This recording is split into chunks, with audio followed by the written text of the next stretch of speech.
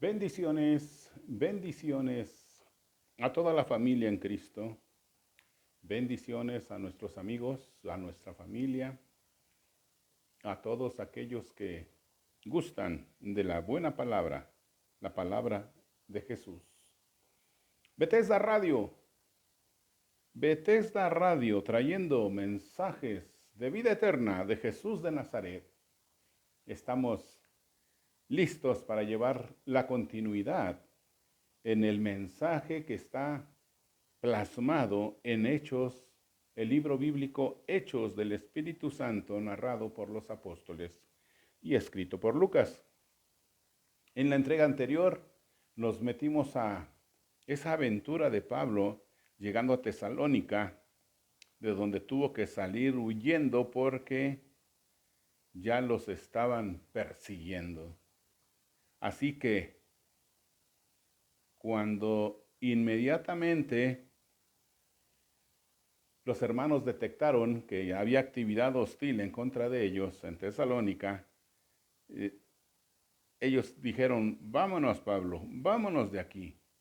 Dice Hechos 17 que buscaron en casa de Jasón, pero no los hallaron.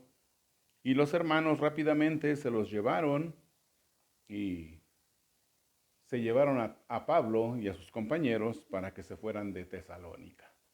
Mientras que a Jasón y a sus compañeros que los habían llevado ante el tribunal, les retuvieron por fianza y después los soltaron. Porque en realidad no había mucho de qué acusarles. Solamente la acusación fue, estos hombres que han trastornado al mundo llegaron hasta acá. Y no los queremos en Tesalónica. Así que esos que estaban transformando al mundo eran los cristianos. Los cristianos que estaban llevando el mensaje de salvación, pero que atentaba contra el estatus de muchos de los judíos que estaban establecidos, que tenían su sinagoga y que estaban acarreando gente de las naciones a convertirlos al judaísmo. Llega ahora Pablo con sus compañeros para hablarles de Cristo y ahora lo ven como una amenaza. Y vamos a ver posteriormente cómo se desarrolla el acoso en contra de Pablo y de sus compañeros. Mientras vamos a ponernos en la palabra para que seamos bendecidos hoy. A ustedes que nos escuchan, que nos ven, compartan, coméntenos de lo que estamos aprendiendo, preguntas o peticiones de oración, pónganos ahí en los comentarios y nosotros con gusto vamos a responder. Si nos tardamos un poquito, discúlpenos, a veces estamos muy ocupados, pero nos hacemos lugar para responder las inquietudes, las preguntas, bendecirlos en el nombre de Jesús por medio de la oración, por medio de la consejería, por medio de la palabra, para declararles a ustedes.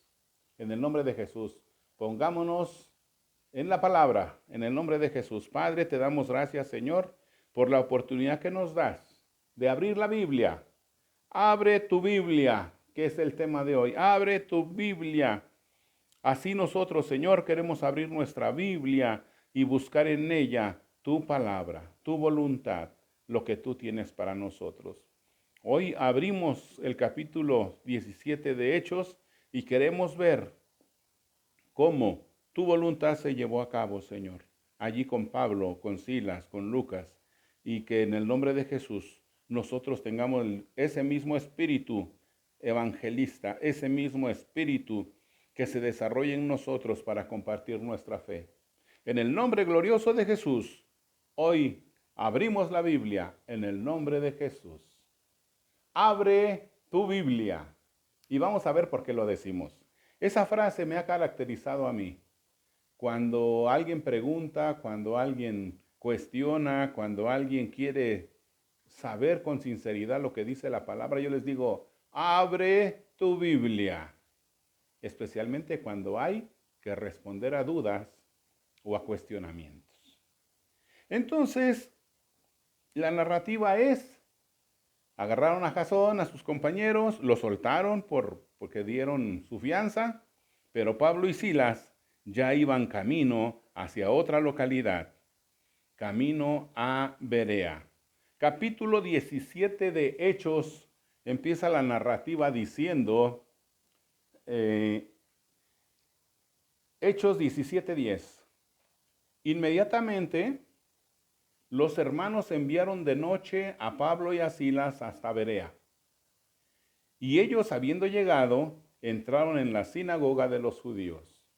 Recuerde que el método de Pablo siempre fue llegar primero a la sinagoga de los judíos, a buscar a sus paisanos, a los de su raza. Él quería la salvación para sus paisanos. Sin embargo, va a llegar el momento en que él va a decir, ya no más.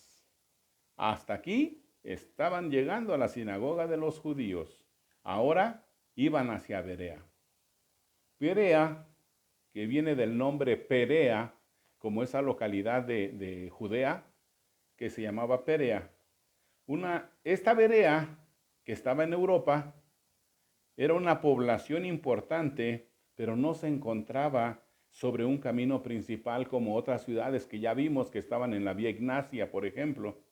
Esta Berea no tenía un acceso de una carretera principal que comunicara con el Imperio Romano. Dice un dicho que todos los caminos llevaban a Roma, pero el camino hacia Berea no tenía esa conexión. Así que entonces, Berea, podemos ver allí de cómo ahora Berea va a recibir la palabra. Berea tiene una buena comunidad de judíos. Según Hechos,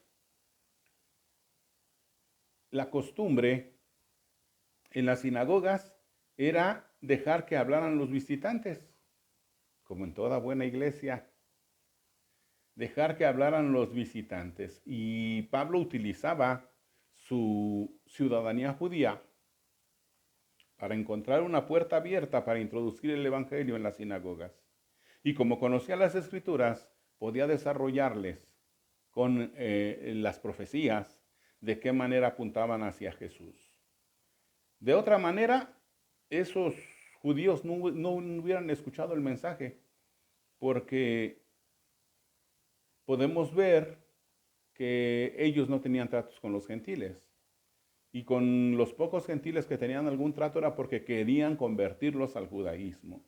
Así que ellos no hubieran estado dispuestos para oír a un gentil hablar de Cristo. Pero Pablo, conociendo las escrituras y siendo él un judío, un fariseo de fariseos, podía llevar el mensaje para ellos.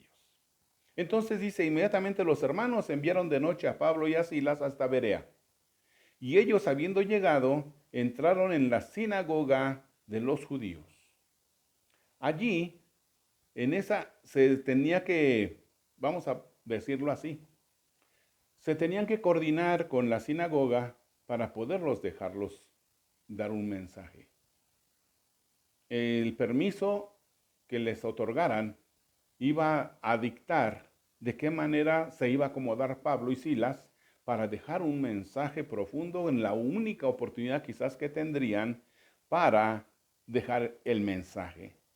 Así que entonces tendrían que aprovechar muy bien esa oportunidad. Los hermanos fueron precavidos al enviarlos de noche hacia Berea.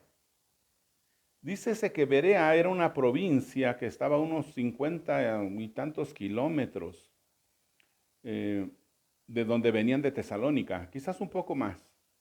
Pero Berea tenía una particularidad, y aquí la dice en esta narración de Hechos 17. Dice que entonces llegaron hasta Berea. Allí, habiendo llegado ellos, entraron en la sinagoga de los judíos. Y estos tenían una característica, los de Berea. Dice que estos eran más nobles que los que estaban en Tesalónica. Lucas está aquí haciendo una diferencia entre los de Tesalónica y los de Berea. ¿Por qué? Porque seguramente detectó él la diferencia de cómo los trataron, cómo los oyeron. Recordemos que en ese avanzar había gente que sí se interesaba. Dice de Tesalónica que había hombres devotos, mujeres nobles, que prestaban atención al Evangelio. Y ahora llegan a Berea. Y estos tenían la particular manera de ser más nobles que los de Tesalónica. Algunas versiones dicen que eran judíos más generosos en sus simpatías que los de Tesalónica. Así lo traduce. Eran más generosos en sus simpatías que los de Tesalónica. La Biblia Valera dice que eran más nobles que los que estaban en Tesalónica. Nobleza y lo que otras traducciones dicen acerca de estos de Berea es que eran más generosos en sus simpatías. Estos escucharon con interés, dice. Estos eran más nobles que los que estaban en Tesalónica, pues recibieron la palabra con toda solicitud. Pero note la característica. Abre tu Biblia, escudriñando cada día las Escrituras para ver si estas cosas eran así. ¿Cuáles cosas? Seguramente Pablo llegó citando a los profetas, diciéndoles, miren, vengo a hablarles del Mesías. ¿Quién cumple el papel de Mesías? Isaías 53, el siervo sufriente. Entonces dice que muchos de estos escudriñaban las Escrituras cada día para ver si estas cosas eran así, si eran ciertas. No iban a creer lo que alguien viniera y les dijera, nada más por creer. Entonces, de alguna manera, ellos tenían que comprobar con las Escrituras de qué manera era cierto lo que estaba diciendo Pablo, o si no fuera cierto, en tal caso. Les estaba yo diciendo de la distancia de Berea y Tesalónica. Son 95 kilómetros. 95 kilómetros. Poquito menos de 50 millas. Por eso la confusión. Aquí, ellos, los de Tesalónica, dice el versículo 12, así que creyeron muchos de ellos y mujeres griegas de distinción y no pocos hombres. Así, igual que en Tesalónica, había gente dispuesta que abría sus oídos y oían el mensaje y creían. Pero estos dice que eran de disposición más noble, pero comprobando con las Escrituras que esto fuera así. No iban a creer a pie juntillas, se dice, ¿verdad?, en la expresión. No iban a creer a la primera. Ellos tenían que comprobar con su propia Biblia, con las Escrituras, que realmente fuera así. Entonces, aquí hacemos un hincapié en la base escritural de la predicación de Pablo. Por lo que él les dijo, hizo que los de Berea se pusieran a escudriñar las Escrituras. Seguramente por la forma de presentar su mensaje, Pablo los inquietó, diciéndoles, lean a los profetas, vean acerca del Mesías. Y en esa inquietud, ellos dijeron, vamos a comprobar si esto es cierto. Los judíos estaban seguros de que Jesús no podía ser el Mesías.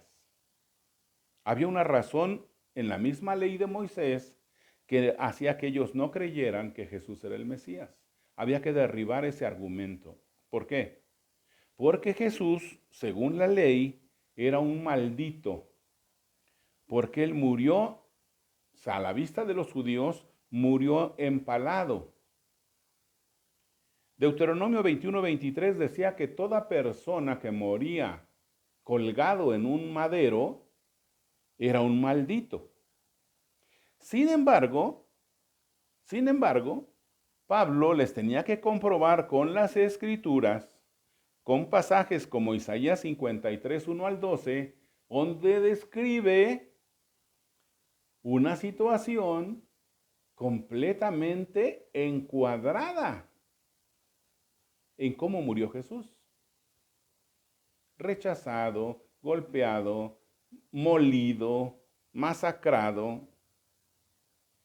Y era la evidencia física de que él era el Mesías. Pero además había evidencia testimonial de las señales y prodigios que hizo Jesús para comprobar que era el Mesías. Dentro de la tradición judía, había ciertos rasgos que tenía que llevar como distintivo el Mesías. Uno de ellos era levantar un muerto de 4 días. Otro de ellos era echar a un demonio sordo y mudo. Entonces, distintivos que debería de llevar el Mesías en su trayectoria. Tenía que curar el zarat, el toque de Dios, la lepra blanca, como esa lepra que le dio a Miriam. Y estas 3 señales tenían que seguir al Mesías, según la tradición judía. ¿Por qué tenía que ser así? En la creencia judía, el alma del difunto se retiraba al tercer día. O sea, durante 3 días aquí andaba el alma, pero al tercer día se retiraba. El Mesías tenía que resucitar a un muerto de 4 días para que ya no pudiera regresar el alma. Sería la señal de que era el Mesías porque él podía hacerlo regresar, aunque el alma ya no estuviera aquí. Y acuérdense que Jesús levantó a Lázaro. 4 días, según lo que dijo su hermana. Dice, ya debe oler feo por la putrefacción. Entonces, a pesar de que Jesús murió como un maldito colgado en un madero, crucificado, porque no lo mataron a la usanza judía, lo mataron a la usanza romana en la crucifixión, pero algunos de estos interpretaban que era empalado. Entonces, las señales que Pablo presentaba en Isaías, por ejemplo, como el siervo sufriente, también tenían que ver con lo que había hecho Jesús. Echar a un demonio sordo y mudo. Y dicen que cuando echó a este demonio, Jesús preguntó, ¿por quién echan sus hijos a los demonios? Alguien mayor que Salomón está aquí y dijo, eso tiene que ver una conexión. Había un libro que se llamaba el libro de Salomón, el libro de los exorcismos de Salomón, que los judíos exorcistas utilizaban para echar fuera demonios. ¿Y cuál era su fórmula? Saber el nombre del demonio. O sea que el demonio tenía que decirles su nombre, como cuando Jesús le dijo al gadareno y contestó, somos legión. Entonces, tenía que tener ellos la formulación de pedirle el nombre al demonio. Pero si el demonio era sordo, no los podía oír. Y si el demonio era mudo, no les podía decir. En la autoridad del Mesías le dijo, ¡fuera! Entonces, ahí está la otra señal. Tenía que curar el zarat, la lepra blanca. Y dice que cuando se presenta el leproso, le dice, si tú quieres, yo seré limpio. Y dice que Jesús, extendiendo la mano, toca al leproso. Lo toca en su rostro. Estaba prohibido por la ley tocar a un leproso. Mucho más, en este caso, tener el contacto directo con él. Lo prohibía la ley. Pero en el caso de Jesús, él dijo, quiero, sé limpio. Y lo tocó y fue limpio. Él curó el zarat, la lepra blanca. La curó con este hombre. Así que las señales del Mesías, según los judíos, él las estaba cumpliendo también. Así que estos, siendo más nobles que los de Tesalónica, creyeron. Mujeres griegas de distinción y no pocos hombres. No sé si Pablo citó estos argumentos que yo estoy citando. Ahorita se me vinieron a mí en mis recuerdos de la historia, se me estaban borrando algunas cosas, pero gloria a Dios porque todavía me acuerdo de las enseñanzas. Entonces, en la argumentación, dice que ellos dijeron, espérate Pablo, déjanos escudriñar las escrituras para ver si estas cosas son así. Y en su investigación, en su manera de comprobación, abre tu Biblia, se han de haber dicho unos a otros, abre tu Biblia y vamos a ver. Comprobaron si las cosas eran así. Y al comprobarlo, muchos creyeron, mujeres griegas de distinción y no pocos hombres. Estos de Berea eran de disposición más noble que los de Tesalónica. Entonces, notamos que creyendo estos, aceptaron el mensaje. Seguramente empezó un discipulado allí.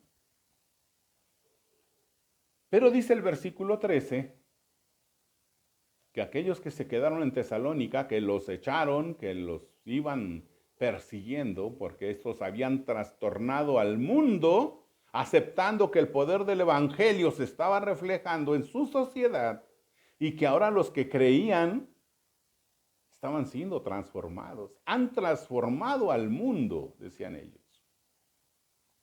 Estos se enteran de que ahora están en Berea. Dice el 17:13, cuando los judíos de Tesalónica supieron que también en Berea era anunciada la palabra de Dios por Pablo, allá fueron allá y también alborotaron a las multitudes, como ya lo habían hecho en Tesalónica. Entonces, podemos ver allí la oposición, el odio venenoso y corrosivo de los judíos que se oponían a Pablo, no solo en Tesalónica, ahora iban persiguiéndolo hasta Berea. Dice Pablo en una narrativa a los tesalonicenses, primera de Tesalonicenses 2:15, los cuales mataron al Señor Jesús y a sus propios profetas, y a nosotros nos expulsaron, y no agradan a Dios y se oponen a todos los hombres. La expresión de Pablo de aquellos que tenían esta actitud de odio hacia el Evangelio. Lo trágico del caso es que seguramente creían estar haciendo la voluntad de Dios al tratar de silenciar a Pablo.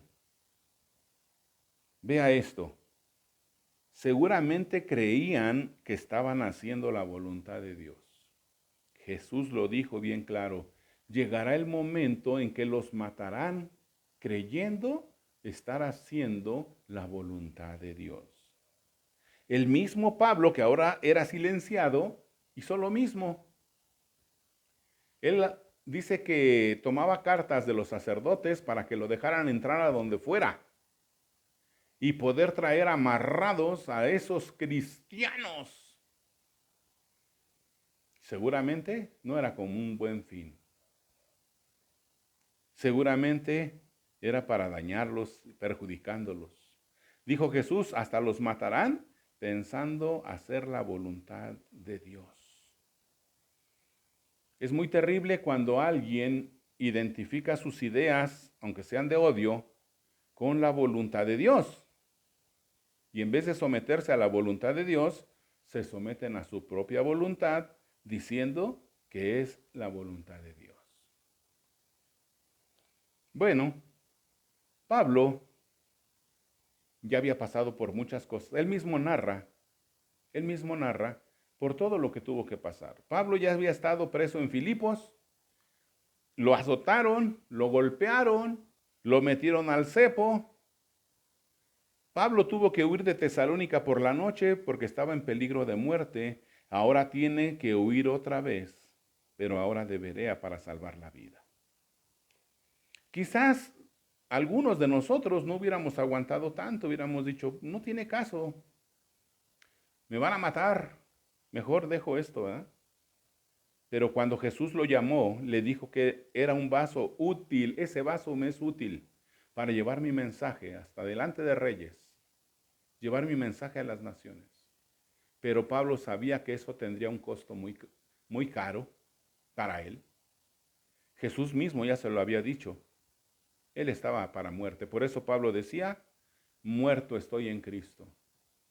Él sabía bien que Jesús así lo tomó, así lo iba a llevar hasta las últimas consecuencias. Pablo, siendo perseguidor de la iglesia, hizo mucho daño. Y por pura misericordia fue llamado por Jesús. Pero dentro de esa misericordia, algunos de sus actos iban a tener consecuencias. Dios nos perdona nuestros pecados, claro que sí. Pero muchas veces Él no quita las consecuencias de nuestros actos. Y esas consecuencias las tenemos que pagar. Por ejemplo, yo pongo el ejemplo de la persona que se avienta del edificio.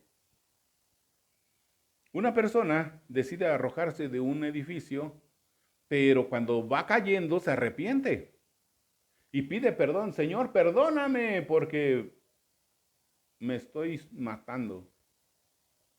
Y el Señor lo perdona, pero ya viene en caída libre. Y así que la consecuencia de su falta va a ser esa. Se va a matar. Alcanzó perdón, si clamó por perdón, fue perdonado. Pero la consecuencia ya estaba en camino. Y muchas veces así ha pasado.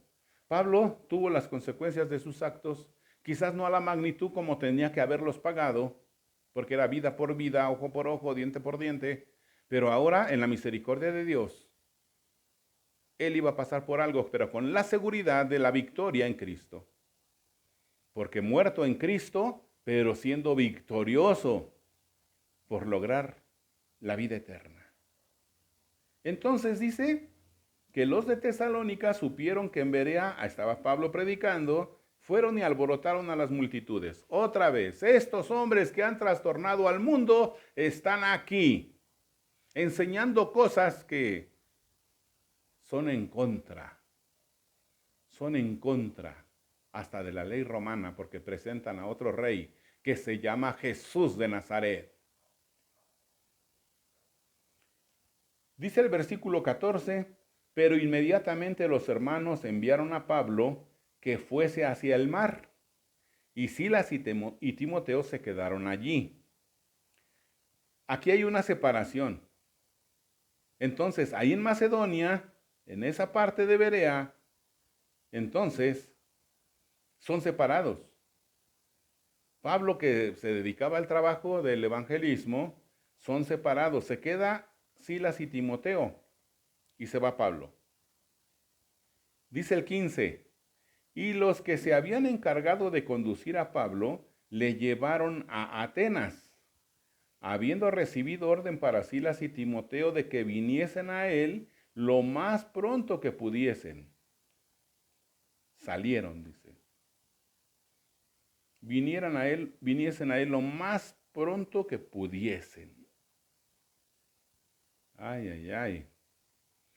Después de estar en Berea entonces, donde los hombres eran más nobles, ellos tuvieron que salir corriendo también.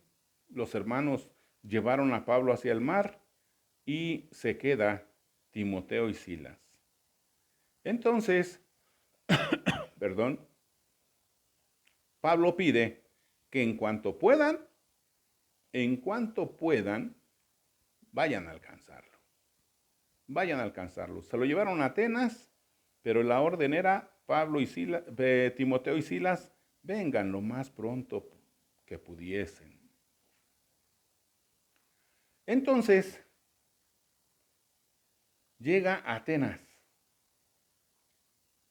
la cuna de la filosofía griega. Atenas, el lugar, centro cultural de Grecia. lugar marcado porque dicen que ahí nació la cultura del mundo. Ahí nació la democracia. Perdón. Allí nació la llamada filosofía griega, que incluía relatos fantásticos de el panteón de dioses, de esa narrativa de los griegos que se hizo famosa como la Ilíada, algunos otros escritos de Homero, de Platón, de muchos filósofos, que hizo famosa Atenas como la sede de los filósofos más renombrados de la historia humana. Sócrates, Platón, Aristóteles, otros filósofos importantes también enseñaron allí, como Epicuro, fundador de los epicúreos o epicureísmo, Zenón, quien fundó el estoicismo, y que en esa época estaban predominando esas dos corrientes filosóficas. Entonces, ya en Atenas, Pablo, dice el versículo 16, mientras los esperaba en Atenas, allí estaba Pablo esperándolos, su espíritu se enardecía viendo la ciudad entregada a la idolatría. Cuando la mujer adivina, esa esclava que adivinaba, lo fue siguiendo, Pablo en su espíritu también se enardeció. Dice que varios días los estuvo siguiendo diciendo, estos son siervos de Dios. Hasta que Pablo se voltea y echa fuera al demonio.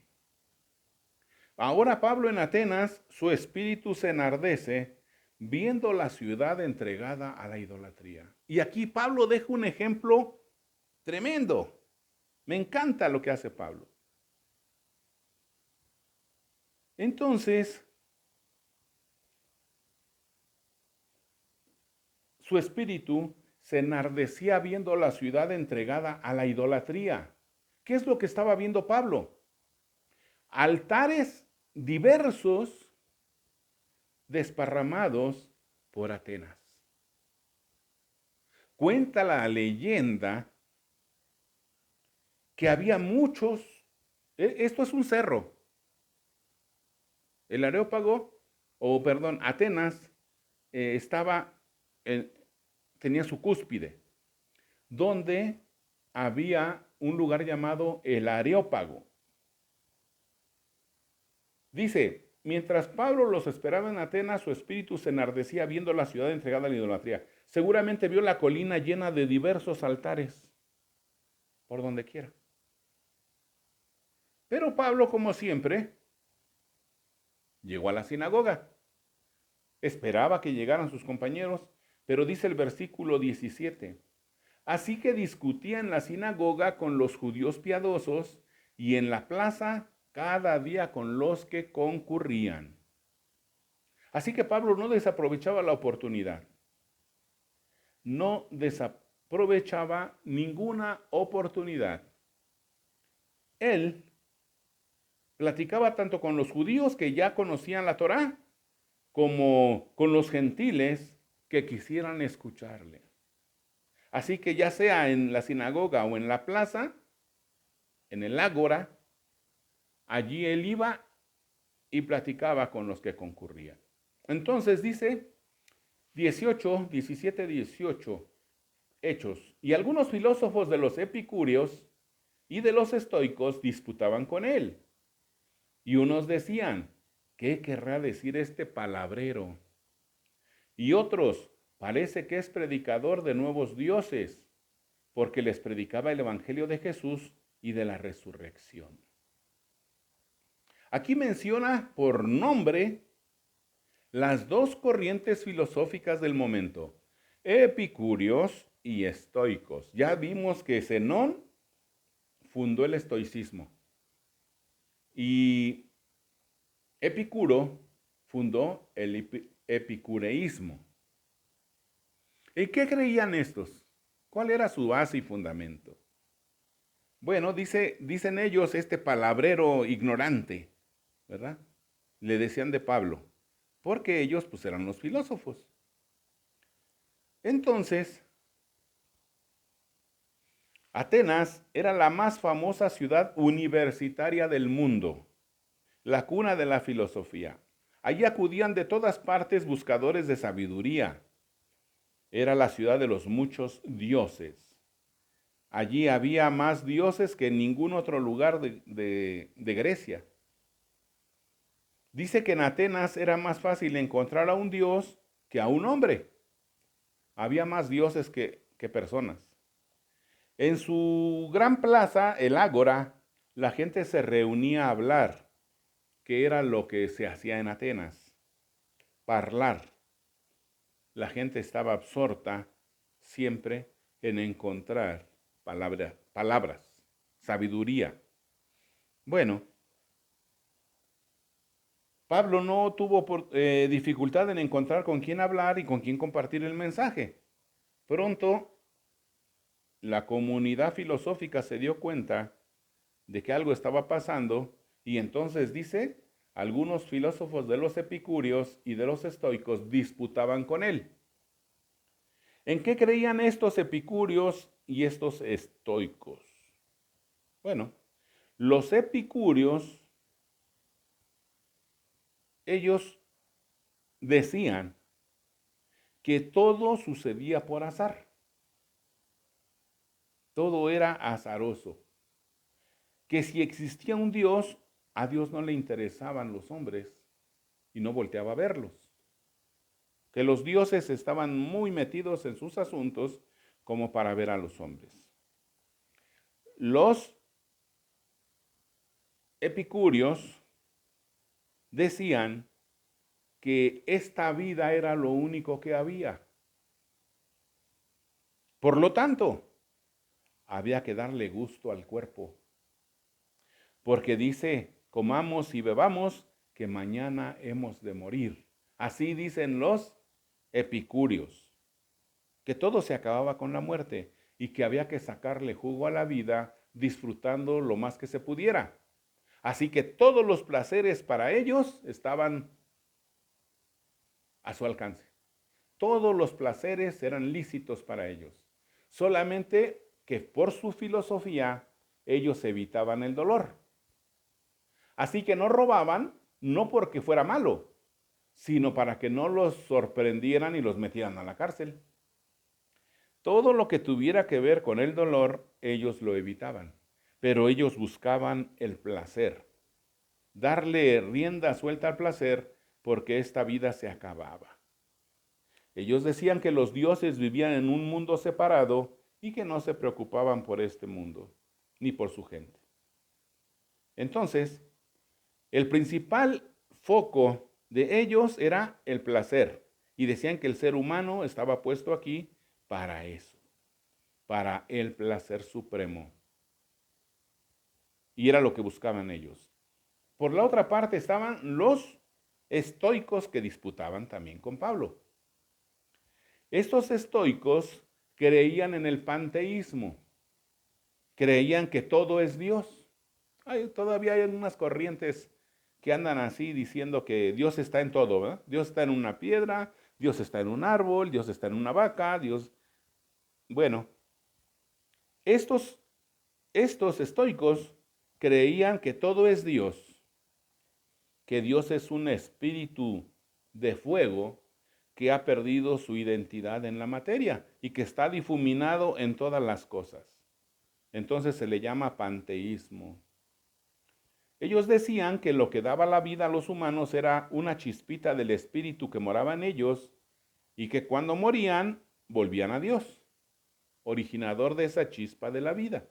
O sea, le andaban dando ahí al punto con el asunto de lo que dice Salomón también en Eclesiastés y en Proverbios. Creían ellos que todo lo que sucede es voluntad de Dios, todo.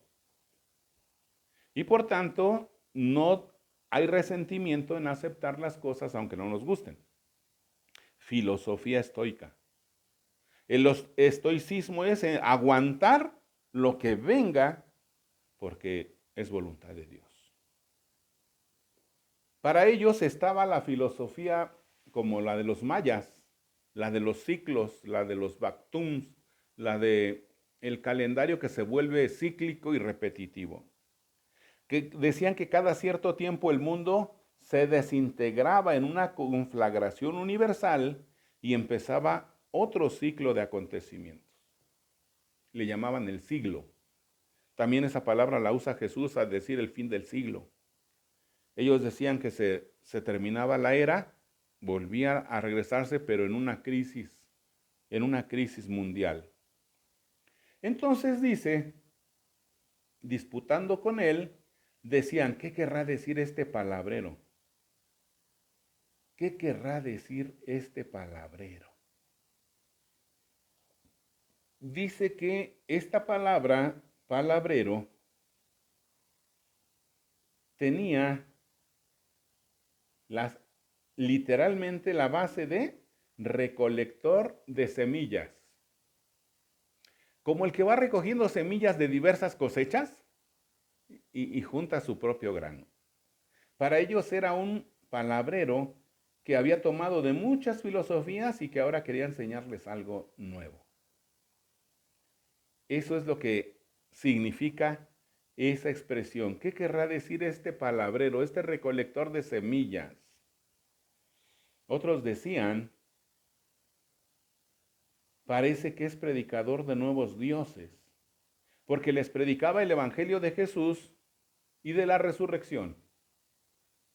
Entonces presentaban a Pablo como un filósofo neófito que no tenía ideas propias, sino que presentaba los conceptos de diferentes filosofías para construir un sistema débil, endeble y superficial. Pero aún así, dice, lo invitan y le dicen, bueno, vente, a ver si es cierto, explícanos aquí en el Areópago.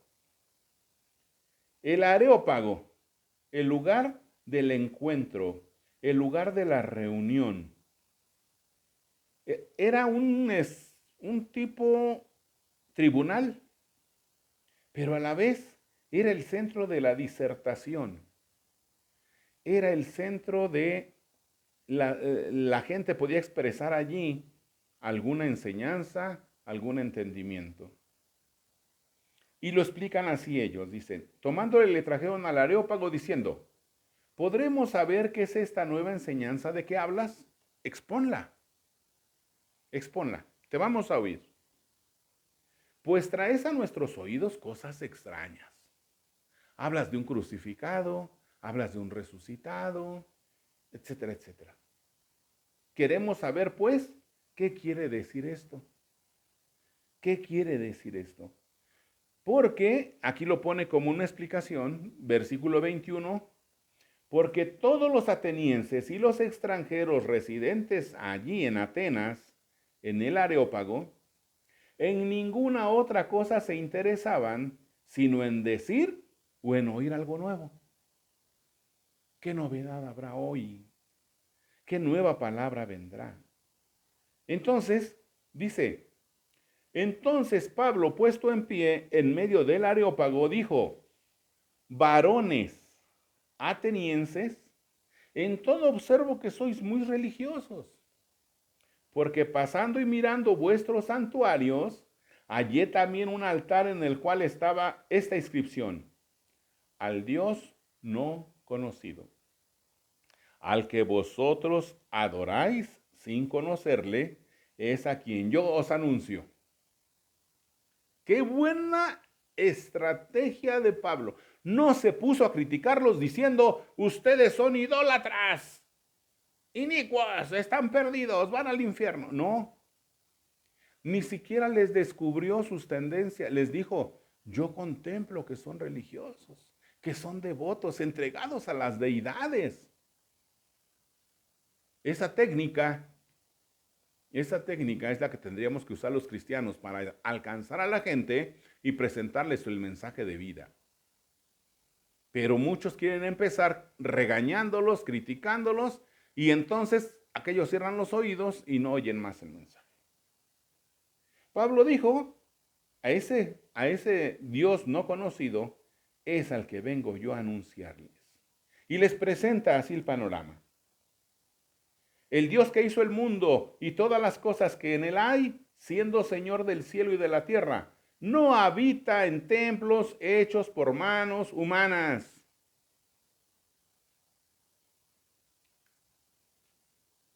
Entendámoslo. Entendámoslo. El Dios que hizo el cielo y la tierra no habita en templos hechos por manos humanas. Muchos quisieran borrar este texto, quisieran que no existiera,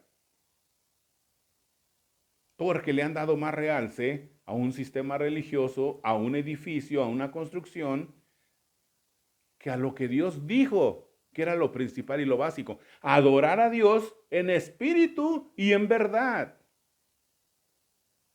La adoración no empieza ya en ese lugar de reunión. La adoración empieza en mi casa. Yo voy el domingo a la iglesia, pero tengo 6 días para comunión con el Señor. Y según lo que escribió Pablo en sus diferentes cartas, cuando yo fuera a la iglesia, a donde me reúno, soy yo el que tengo que llevar. Cuando os reunís, uno trae un himno, otro trae alabanza, otro trae profecía, otro trae revelación. Cada uno lo que trae es lo que tenemos que llevar allá, a la iglesia. Pero dice que Dios no mora en templos hechos por manos humanas.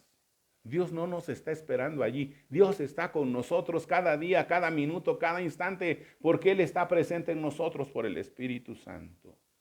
Tenemos que entender esto. Dice el 25, ni es honrado por manos de hombres como si necesitase de algo, pues Él es el quien da vida. Es el quien da a todos vida y aliento y todas las cosas. Oh, dice Primera de Reyes 8:27. Pero es verdad que Dios morará sobre la tierra. He aquí que los cielos de los cielos, no te pueden contener, cuanto menos esta casa que yo he edificado, dice Salomón. Y dice Isaías 42:5, así dice Jehová Dios, creador de cielos, y el que los despliega, el que extiende la tierra y sus productos, el que da aliento al pueblo que mora sobre ella, y espíritu a los que en ella andan. Si bien el Dios Altísimo no habita en templos hechos de mano, así como dice el profeta. Y dice, y de una sangre ha hecho todo el linaje de los hombres, para que habiten sobre toda la faz de la tierra, y les ha prefijado el orden de los tiempos y los límites de su habitación, para que busquen a Dios si en alguna manera palpando pueden hallarle, aunque ciertamente no está lejos de cada uno de nosotros. Porque en Él vivimos y nos movemos, y somos como algunos de vuestros propios poetas también han dicho, porque linaje suyo somos. Siendo pues linaje de Dios, no debemos de pensar que la divinidad sea semejante a oro, plata, piedra, escultura de arte e imaginación de hombres. Pero Dios, habiendo pasado por alto los tiempos de esta ignorancia, ahora manda a todos los hombres, en todo lugar, que se arrepientan, por cuanto ha establecido un día del cual juzgará al mundo con justicia, por aquel varón a quien designó, dándole fe a todos, con haberle levantado de los muertos. Entonces, cuando oyeron lo de la resurrección de los muertos, unos se burlaban y otros decían, ya te oiremos acerca de esto otra vez, porque la fe viene por el oír y el oír por la palabra de Dios. Así Pablo salió de en medio de ellos, mas algunos creyeron juntándose con él, entre los cuales estaba Dionisio, el Areópagita, una mujer llamada Dámaris y otros con ellos. El Areópago es el lugar ahí donde había un sitio para disertación. Tenían su ágora, tenían su auditorio y allí eran presentados aquellos que tenían algo que contarle al pueblo, como Pablo. Les dijo Pablo que ellos eran temerosos de Dios porque ahí estaban todos los dioses representados, hasta el Dios no conocido, el Dios desconocido. Dice la leyenda que durante una pandemia, ellos soltaban rebaños de ovejas ahí en esa colina del Areópago. En esa colina dice que donde la oveja se asentara, ahí era sacrificada y ahí ponían un altar. Cuando ya tenían los altares hechos, soltaban a las cabras o a las ovejas para sacrificio, y donde en el altar que se fueran a echar, ahí las sacrificaban. Pero algunas ovejas se sentaban lejos de los altares o se acostaban lejos de los altares, y esa oveja era consagrada al Dios no conocido. Cuenta la leyenda, ¿verdad? Entonces era la manera de que ellos identificaran así los altares. Pero Pablo les da aquí la evidencia del Creador. Y yo quisiera extenderme un poco más en la siguiente entrega, porque tenemos mucho de qué hablar aquí. Primero, la presentación que hace al Dios no conocido. Tenemos que irnos más adentro de esto, más a fondo, más profundo. Abre tu Biblia. Saca la palabra. Queremos comprobar lo que dijo Pablo. Tenemos mucho por hablar aquí. Y lo vamos a hablar en base a los escritos que tenía Pablo a la mano, que era el Pentateuco, los profetas y los demás libros que él ya tenía a su alcance. Y vamos a ver en la siguiente entrega cómo él comprobaba con las escrituras lo que estaba hablando. Aunque estos no eran creyentes en la ley judía ni en los escritos hebreos, pero sí estaban entendiendo claramente de lo que Pablo les estaba hablando. Y yo quisiera que si tú has entendido quién es Jesús y si tú has creído en él, confesando su nombre, dice la palabra, y todo el que invocare su nombre será salvo. En la siguiente entrega vamos a ampliar más todavía la presentación de Pablo en el Areópago. ¿Y de qué manera? Dejó bien evidenciado que él predicaba al Dios vivo, al Dios altísimo.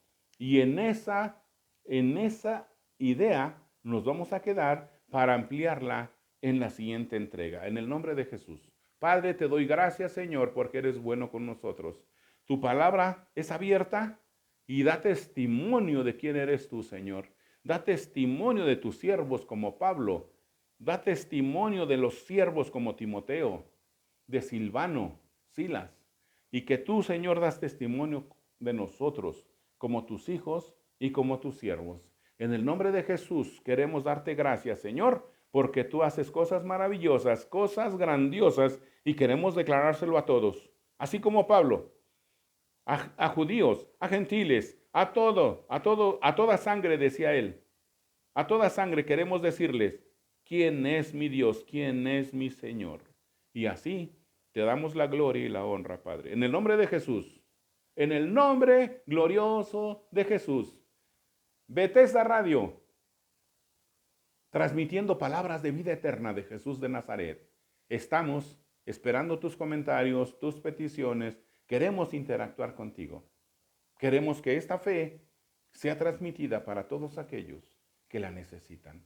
Bendecimos a aquellos que están en necesidad, los que fueron víctimas de los desastres naturales en cualquier país, porque esto no está pasando solo en México, está pasando en muchos países y estamos orando por los damnificados.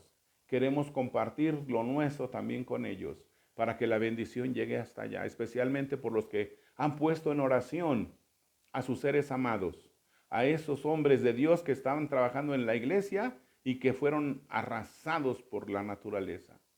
En el nombre de Jesús queremos bendecirlos, que mi Dios se glorifique en cada uno de ellos. En la siguiente entrega, ahora veremos de qué manera Pablo presenta magistralmente a su Dios, y nosotros queremos hacerlo así. En el nombre de Jesús, reciban la bendición. En el nombre de Jesús.